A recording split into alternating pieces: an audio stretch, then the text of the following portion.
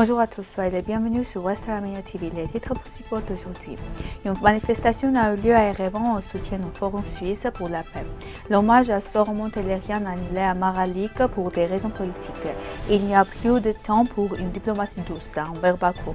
Appel d'un député belge au gouvernement du pays. L'Assemblée nationale française exige la libération prisonnière arménienne détenue en Azerbaïdjan. Artak Betlarian menace d'engager des poursuites contre les autorités d'Arménie orientale. Hovannes Avetisian. Aliyev bâtit une notion, nous détruisons la nôtre. Lettre d'Isabelle Yesayan depuis la prison de Bakou. Le 13 mars, des centaines de déplacés de l'Artsakh se sont réunis devant l'ambassade de Suisse à Erevan pour remercier le Conseil national suisse d'avoir adopté en décembre 2024 l'initiative Forum de paix pour l'Artsakh. Cette proposition soutenue par la Commission des affaires étrangères sera prochainement examinée par le Sénat suisse. Les manifestants contraints de fuir après l'agression azerbaïdjanaise de septembre 2023 ont exprimé leur espoir de retour en toute sécurité. Garik Barguns, président de l'Assemblée nationale d'Artsakh, a remis une lettre officielle au ministre suisse des Affaires étrangères soulignant que le peuple d'Artsakh aspire à la paix et à de garantir de sécurité. Le défenseur des droits humains, Guéram Stepanian, a exhorté le Sénat suisse à soutenir des droits des déplacés à retourner chez eux. L'initiative vise à organiser une conférence internationale pour faciliter ce dialogue. Le vote final est prévu le 18 mars. Le Conseil national Erich Fontobel a rappelé que la protection des chrétiens persécutés est une priorité pour la diplomatie suisse. Dans une interview à 168.am, Arthur Kevorkian, directeur du Parc Musée national de structures de Gyumri et expert en gestion publique, a exprimé qu'il avait appris de Maralik qu'un groupe souhaitait organiser un événement en mémoire de Soromon Tehlirian, mais que plusieurs départements lui avaient demandé de l'annuler. En raison de la situation politique actuelle, accord avec l'Azerbaïdjan, invitation de journalistes turcs en Arménie, etc., ces structures ont conseillé d'annuler l'événement, estimant qu'il allait à l'encontre de la politique étrangère de l'Arménie orientale et perturberait celle-ci. Arthur Kevorkian a conclu. À l'époque soviétique, on pouvait parler d'Andronik et de Nejde, mais sous Nicole Pachinian, ces sujets sont désormais interdits.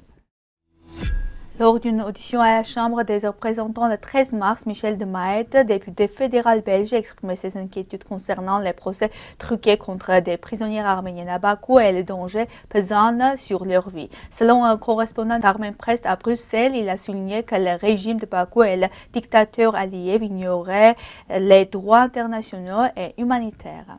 Michel de Maët a comparé la situation à un scénario où la Belgique serait envahie par un dictateur qui violerait le droit international, emprisonnerait le ministre des Affaires étrangères, le torturerait et organiserait un simulacre de procès. Il a exprimé que c'était exactement ce qui se passe avec David Babayan, ancien ministre des Affaires étrangères du Haut-Karabakh, emprisonné par Bakou après l'occupation du Haut-Karabakh.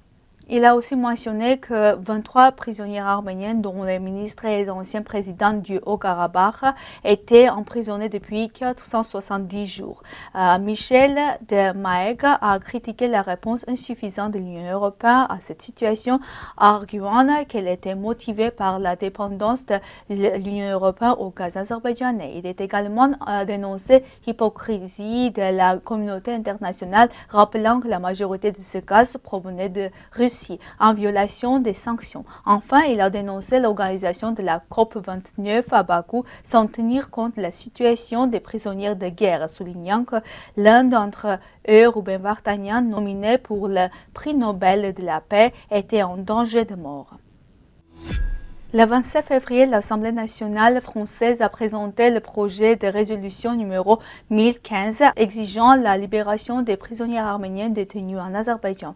Exigence de l'Assemblée nationale française réaffirme son soutien aux Arméniens du Haut-Karabakh déplacés de force, exige une pression internationale sur l'Azerbaïdjan pour garantir le droit au retour des Arméniennes, demande la libération immédiate des prisonnières de guerre arméniennes et des dirigeants de l'Artsakh, appelle le gouvernement français à exiger leur libération immédiate et inconditionnelle.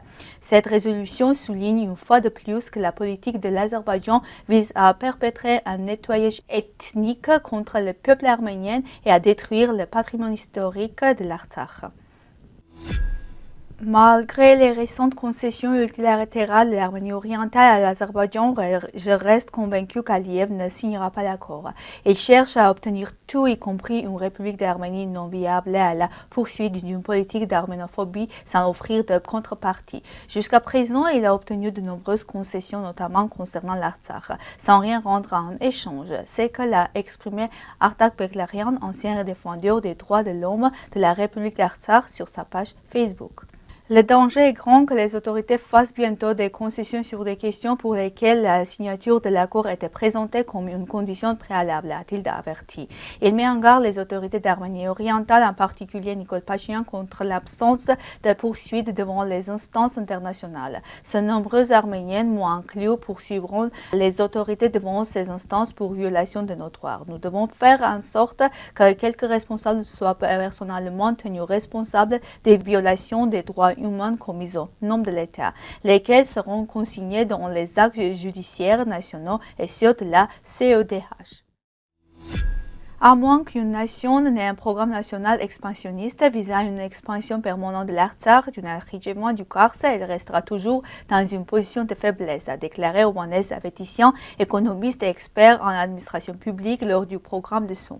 Il a insisté sur le fait que les projets de l'État ne doivent pas être mesurés par la durée de la vie d'une personne, mais par des siècles. Si l'Israël avait pensé autrement, il ne serait pas ce qu'il est aujourd'hui, a-t-il déclaré, comparant la situation de l'Azerbaïdjan, qui, selon lui, transforme une nation en existence en un grand État grâce à une dynastie dirigée par l'Aliyev. Il a déploré que l'Arménie, en revanche, soit en train de détruire ce qu'elle a.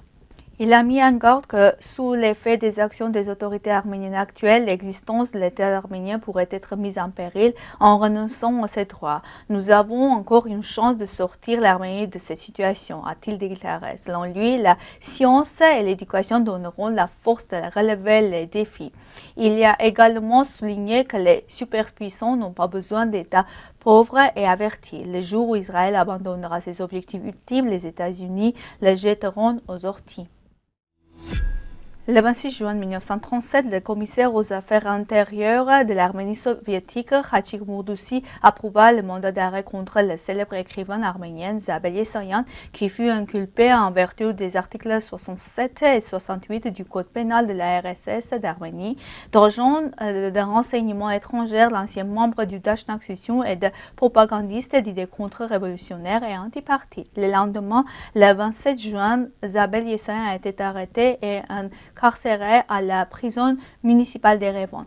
Après près de 2 ans d'audience truquée, il a été décidé de la condamner à la peine maximale, la mort. Cependant, le verdict n'a pas été rendu car l'écrivain a fait appel à la Cour de cassation de l'URSS et lors de la session du 8 mai 1939, une décision a été prise de modifier le verdict de Zabel Yesayan et en conséquence, l'écrivain a été condamné à 10 ans d'exil dans un camp de travail correctionnel.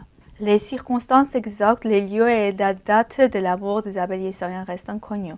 On sait qu'après son incarcération, l'écrivain a écrit des lettres à ses proches depuis des prisons d'Erevan, de Gyumri et de Bakou, datées de différentes époques. De la prison de Bakou, Zabel Yesayan a écrit plusieurs lettres à ses proches.